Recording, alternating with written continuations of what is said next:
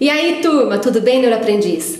Hoje eu tô super animada porque eu quero contar pra vocês um pouquinho sobre a minha história. O que me levou a ser o que eu sou, a fazer o que eu faço e a agir do jeito que eu ajo.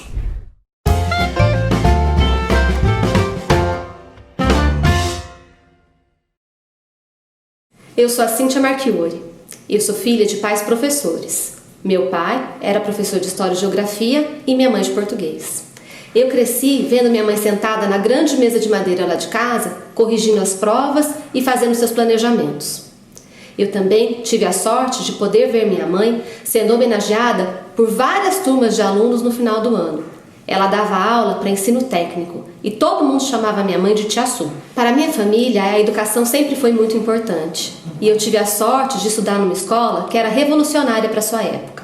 Uma escola onde eu me sentia amada, acolhida e respeitada. Eu tive uma crise de choro imensa quando me dei conta que aquele era o meu último dia de aula da 8ª série e que eu não podia mais estudar ali. Por causa de tudo isso, da família que eu tinha e da escola que eu estudava, eu sempre quis ser professora. Eu nunca me imaginei fazendo outra coisa. A minha mãe sempre foi a mãe que todos os meus amigos gostariam de ter. Eles iam na minha casa e contavam tudo pra ela, sempre a tinham como referência. E todo mundo falava pra mim assim: "Nossa, Cíntia, a sua mãe é a mãe que eu queria ter pra mim."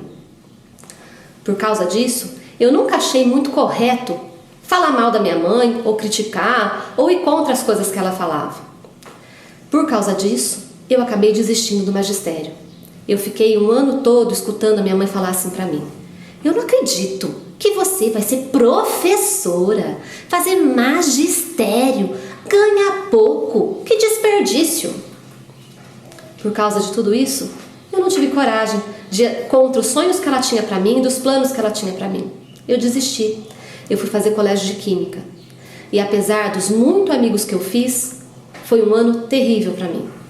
Eu passava mal com os cheiros das reações, eu não me sentia pertencendo e foi um ano que eu só vivi, eu não aproveitei. Vendo todo o meu sofrimento, me vendo mais abatida, com menos vontade de estudar, fazendo as coisas de qualquer jeito, a minha mãe entendeu que eu realmente estava no caminho errado.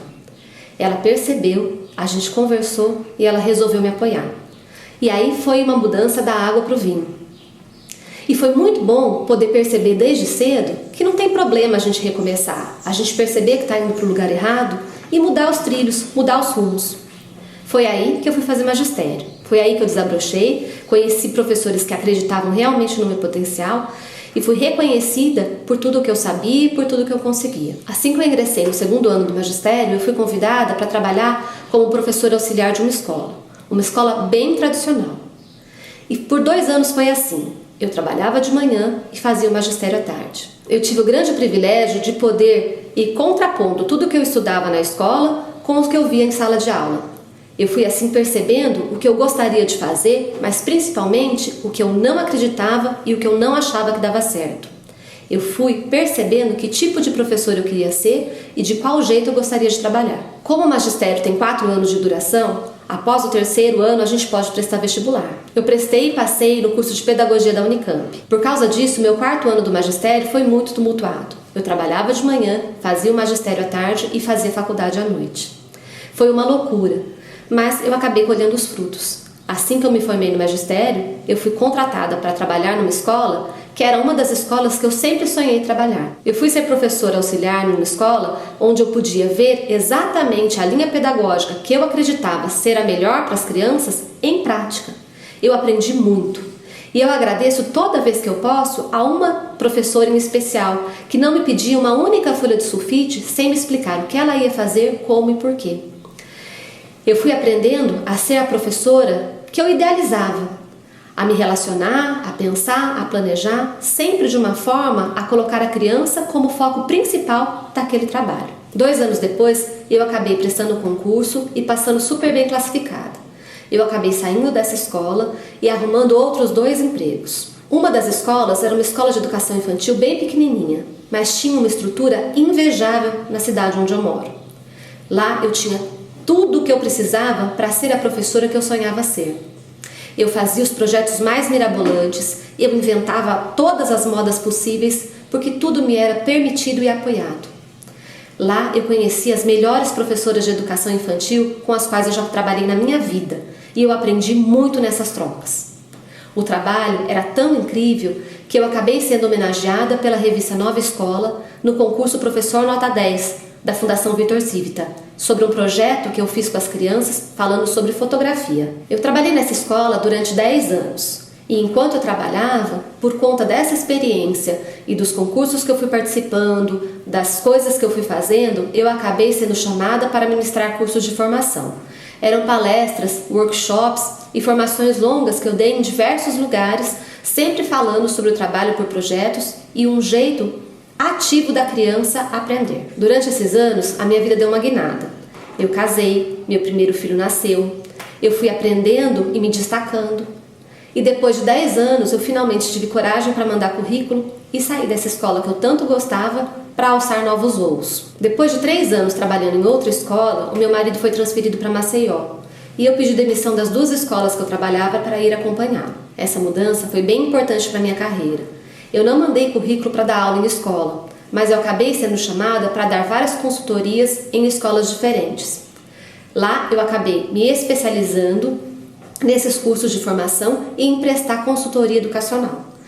Quando eu voltei para Campinas, essa minha prática já estava bastante consolidada e foi natural continuar nesse rumo. Nessa altura eu já tinha mais 2 filhos, um menino e minha primeira menina. A minha filha tinha apenas 11 meses quando minha mãe faleceu. Eu perdi a minha maior incentivadora, a pessoa que realmente entendeu que ali era meu lugar, que era aquilo que eu deveria fazer. Eu fiquei quase 3 anos sem saber muito o que fazer profissionalmente, sem muito ânimo, trabalhando, mas sem grandes realizações profissionais. Quando eu engravidei da minha filha caçula, eu passei muito mal em Maceió e não pude mais ficar morando lá, tive que voltar para Campinas. Quando eu voltei, as coisas mudaram um pouco. Eu me dediquei a ela durante quase 11 meses, mas foi natural voltar aos meus atendimentos particulares e aos cursos e às palestras que eu estava ministrando. Do nascimento da minha caçula para cá, tanta coisa já mudou, tanta coisa aconteceu que fica até difícil mencionar. Eu abri um espaço de atendimento, eu consolidei esse espaço na cidade onde eu moro, eu comecei a dar aulas de formação de professores pela minha empresa. E mais do que isso, eu consegui me realizar profissionalmente dentro de um ambiente que é bastante competitivo e bastante fechado. O jeito que eu falava sobre educação, as coisas que eu fazia, os cursos que eu dava, acabaram repercutindo e eu acabei sendo convidada para ser consultora educacional de um programa de televisão, onde eu dei várias entrevistas e falei sobre diversos assuntos. Eu até acredito que foi essa experiência que me levou a fazer esse canal hoje, a dividir com mais gente as nossas práticas e as coisas que eu acredito e que eu tenho pesquisado e estudado.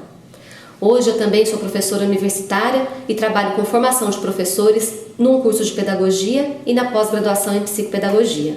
Eu realmente espero que todo o amor que eu tenho pela minha profissão transpareça aqui nesses vídeos e que a gente possa juntos construir uma história linda para os nossos alunos e para os nossos filhos. Eu espero logo encontrar você aqui nesse canal. Se você ainda não se inscreveu no canal, aproveita, se inscreve aí, deixa seu like, acione o sininho para receber as nossas notificações e deixe seu comentário. Vai ser muito importante para mim.